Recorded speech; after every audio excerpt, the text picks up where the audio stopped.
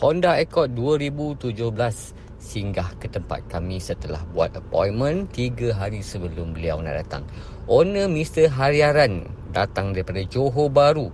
Katanya absorber ni rasa tak sedap, rasa berbuai-buai. Lepas tu kadang-kadang ada bunyi-bunyi. So bila sampai tu saya sendiri test dan betul memang ada masalah berbuai.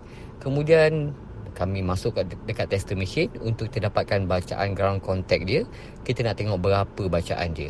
Jadi bila kita masuk dekat tester machine, you guys boleh nampak depan kiri 28, depan kanan 33, belakang kiri 36 dan belakang kanan pun 36. So bacaan dia memang tinggi dan sebab itulah kereta ni rasa berbuai-buai. So kami tak melengahkan masa, terus masuk dekat hoist. Kita check satu persatu absorber. You guys boleh nampak, kita tekan. You guys tengok foreman kami tekan memang lembut sangat-sangat. Tekan pun senang sangat-sangat. So sebab itulah bacaan dia tinggi dan kereta ni rasa berbuai-buai. Untuk mempercepatkan proses, kami adakan ready stock supaya owner tak tunggu lama. So bila kita dah check semua ready stock kami, memang kami tekan dulu sebelum kami pasang. Memang you guys nampak memang rasa keras.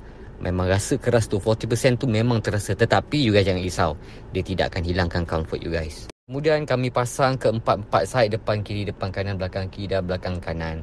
Selepas itu saya sendiri test kereta ni untuk saya nak rasa macam mana, apakah rasa 40% tu. So memang rasa firm, rasa padat, rasa mampat. Kemudian kami masuk semua dekat tester machine selepas saya test. So bila kita masuk tester machine, you guys boleh nampak depan kiri 16, depan kanan 18, belakang kiri 16 dan belakang kanan pun 18.